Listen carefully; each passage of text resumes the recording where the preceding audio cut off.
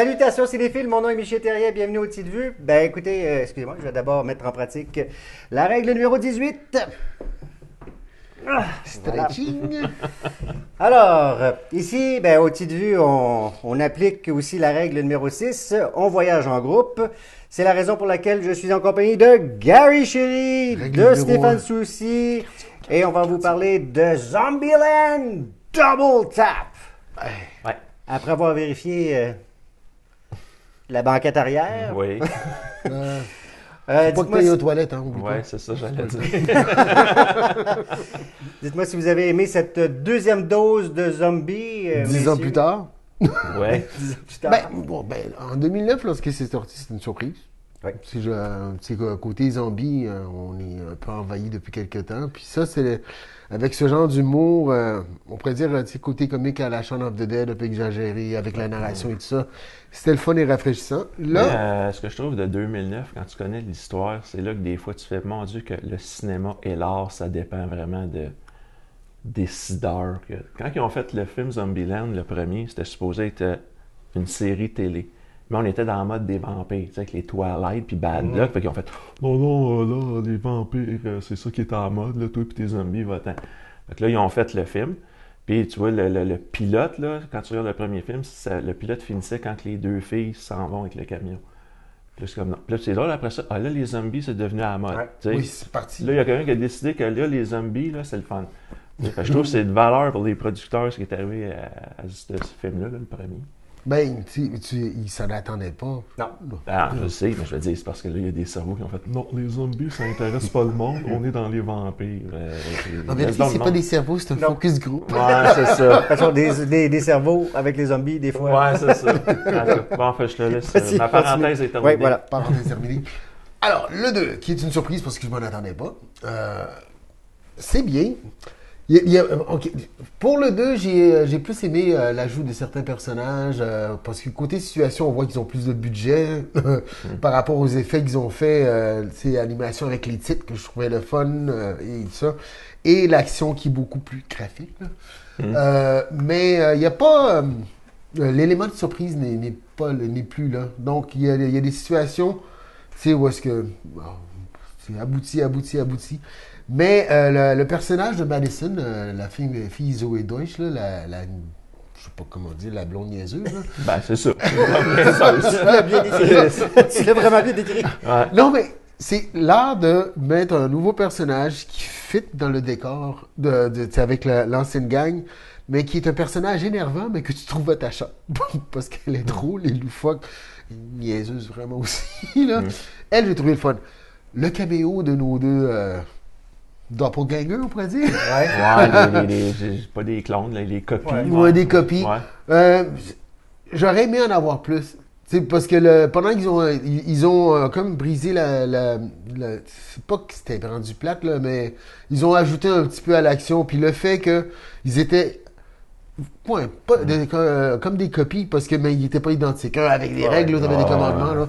Donc, j'ai été diverti, mais j'ai trouvé la fin plus artificielle comparativement à l'autre où est-ce qu'il y avait un genre de stress dedans lorsqu'ils sont pris en haut, ils essaient de monter. Là, c'est comme arrangé, c'est stagé, puis ça n'a pas le même effet. Puis quand l'autre arrive, puis on écrase à gauche à droite. On a eu des héros et des effets spéciaux, par contre. Ouais, Merci, effet Gary. sonore. Meilleur effet sonore. Gary Chéri. Pas juste bon montage. Fait qu'après, les... Ouais, toi, est-ce que c'est... Ben, Ouais, moi, mais attention, les bruits de même, là, c'est dangereux, on va se tenir loin. moi, j'avais un peu des craintes parce qu'il y a quand même 10 ans entre les deux films. Oui. Puis des fois, il y a des éléments que tu as aimés dans le premier, puis quand tu arrives 10 ans après, que les auteurs ou les producteurs ils ont oublié des éléments, puis tu fais, mon Dieu, je reconnais pas l'univers, puis qu'est-ce qu'ils ont fait là, puis là, j'ai trouvé qu'on retrouvait l'univers pas mal fidèle de ce qu'on avait eu dans le premier. Écoute, ça va même, la chanson d'ouverture du générique. Dans le premier film, c'était une tune de Metallica, là, For Whom the Bell Tolls. Puis je dis, bon, qu'est-ce qu'ils vont mettre? C'était une autre tune de Metallica, je vous dirai pas laquelle. Puis, tu sais, j'ai fait, mon Dieu, OK, on repart avec du Metallica. Puis on retrouve les personnages qui ont bien évolué. Puis on se cache pas qu'il y a 10 ans entre les deux films. Je veux dire, t'as pas le choix. Je veux dire, l'actrice la petite Abigail Breslin, je veux dire, elle a vieilli 10 ans. Fait que tu veux pas faire que c'est une petite fille. Fait qu'il faut qu'elle est rendue majeure. Puis On fait des références, tu sais, les autres, dans leurs 10 ans, eux autres. Nous autres, dans notre 10 ans, il y a eu des évolutions de certaines choses que les autres, il n'y a pas eu. Là, je ne vous vendrai pas le punch, mais on parle d'une application qui a évolué dans notre société, que les autres, ça n'a pas évolué. Puis il y a quelqu'un qui dit hey, moi, j'ai une idée. C'est bon. Fait qu'il y a un petit peu une petite critique amusante là-dessus. On retrouve aussi tout l'univers. On fait des références à de la culture populaire, ce qu'il y avait dans le premier film. Là, il y a une affaire. Hein, je me dis, je pense que si tu n'as pas vu le 1, tu apprécieras peut-être pas autant le 2. Parce que dans le 1, bon, si vous ne l'avez pas vu, moi le dire pareil, là, mais Bill Murray se fait tuer. Oui, Bill Murray. Par quelqu'un du groupe. Et on fait référence à ça dans le deuxième film. C'est bien important. Fait que, c'est drôle, mais faut que tu aies vu le premier pour trouver ça drôle. Si tu n'as pas vu, tu vas faire de quoi qu'il parle, c'est quoi qui. Puis même si on fait un gag dans le générique de fin avec ça, faut que tu aies vu le premier pour apprécier toute cette partie-là. Ce que j'ai aimé dans le point de vue écriture, les nouveaux personnages sont le fun, mais parce qu'ils ont su les doser. Parce que s'ils avaient été là tout le long du film, je m'excuse, mais la petite blonde niaiseuse, juste un tout petit peu. J'aurais pas aimé. La blonde c'est parfait, mais les deux gars, j'aurais aimé qu'ils restent un tout petit peu plus longtemps. Je trouve les deux gars, ils étaient là juste assez. Parce qu'à un moment donné, là, c'est drôle au début que c'est comme la copie de l'autre, puis que comme tu dis, un c'est des commandements, puis l'autre c'est des règles, puis Woody Harrelson, puis l'autre c'est comme deux machos cowboys. C'est correct, on a vu le gag. Ils n'ont pas poussé ça très loin en rajoutant une fille, qui serait aussi une copie. C'est comme juste les deux gars. La fille regarde ça de l'extérieur. Mais une fois qu'on a eu le gag, c'est comme, OK, il y a du monde pareil comme les autres qui vivent dans l'univers de Zombieland, tu vas où? Là, moi, je m'excuse, mais j'aurais pas toffé jusqu'à la fin du film. C'est comme, règle numéro 3. Ah, ben moi, c'est commandement numéro 8. Ah, moi, c'est règle numéro 52. Ben moi, c'est le commandement 57. Moi, écoute, là, à un moment donné, ça va faire. Là. Je trouve qu'il était là juste assez longtemps. La petite blonde, c'est pareil.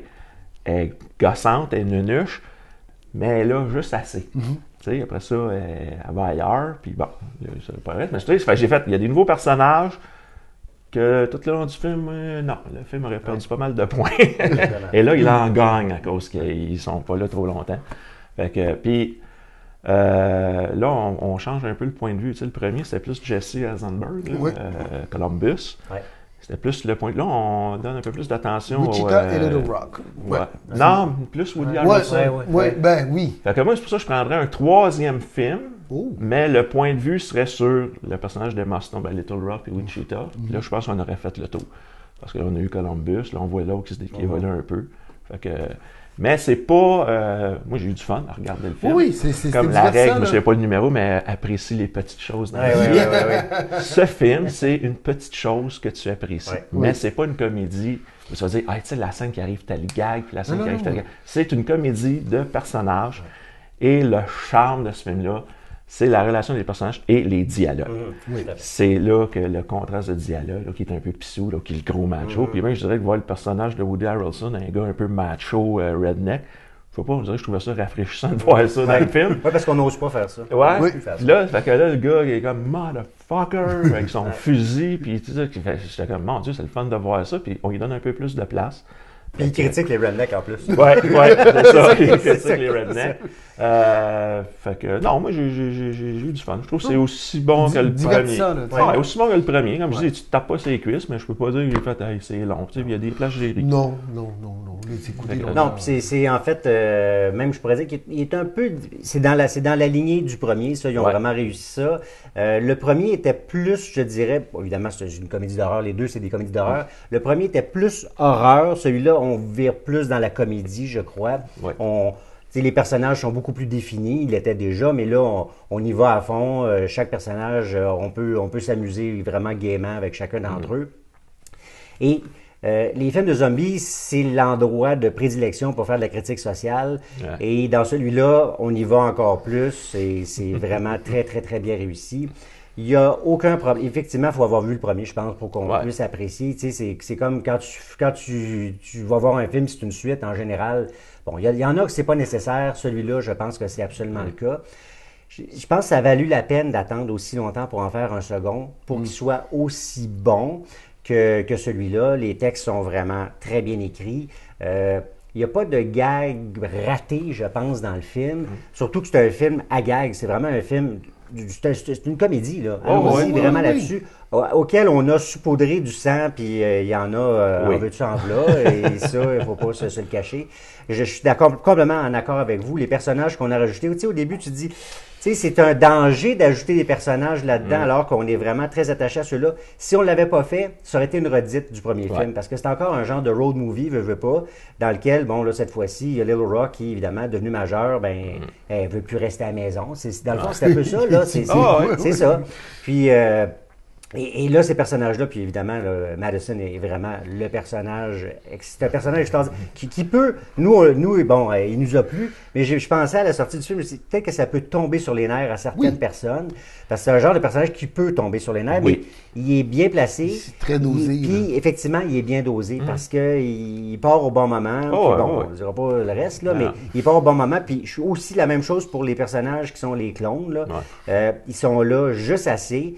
Puis aussi, effectivement, la relation. Woody Harrelson ne se rend pas compte de rien. Il ne se rend même pas compte que l'autre personnage. Il ne se rend pas compte que l'autre, c'est sa copie conforme. C'est ça qui est fantastique. Puis la relation, l'autre relation est fantastique aussi parce que les deux gars, eux autres, sont en parfaite harmonie. Puis, tu sais, on sent que c'est triste c'est triste parce que, tu sais, Même dans cette présentation-là, c'est tellement drôle. Le double sens quand il parle du driveway. Oui. Ah, Oui. Mais même le personnage le dit. Oui, Là, il parle vraiment du driveway. Là. Pense plus. Donc, oui, on a beaucoup de plaisir. C'est effectivement, tu sais, comme tu le dis, c'est vraiment, on s'en va là pour se divertir. On s'en va pas là pour autre chose. À la fin du film, puis là, je me posais la question, est-ce que toutefois c'était nécessaire d'en faire un second? Parce que quand j'ai fait le même exercice que toi, j'ai revu le film il y a à peu près une semaine. Ouais. Je me dis, est-ce que c'était nécessaire d'en faire un deuxième? Pas sûr. Je suis pas sûr que j'aurais manqué ça. J'ai aimé le film, mais est-ce que c'était nécessaire d'en faire un deuxième? Je suis pas sûr de ça. Puis là, tu dis d'en faire le troisième? Non. Non, là, encore moins. Oui. Mais comme je dis, il faut que tu changes le point de vue. Pour finir ta Oui, pour finir une trilogie. Oui. Pas nécessairement pour que ce soit une trilogie, mais c'est parce que tu changes le point de vue. On appelle ça une trilogie quand même. Là. Mais probablement que j'irai le voir puis j'aurai du plaisir parce que j'ai vraiment eu du plaisir à voir le film. Mais c'est comme c'était pas. Je me rends compte que c'était pas une nécessité d'en faire un. Non. Mais c'est quand même, on s'entend que c'est un très bon spectacle. Puis que, évidemment, on se rend compte aussi qu'après 10 ans, bon, il y avait Woody Harrelson qui était déjà une vedette, mais les autres étaient pas connus à l'époque. C'est aujourd'hui des nominés aux Oscars. C'est ça, bon, ouais, puis là, en plus, le supporting, les gens qui sont le supporting cast, aussi, c'est pas des nunuches qui sont là. Donc, non, c'est un très bon spectacle. Donc, Gary?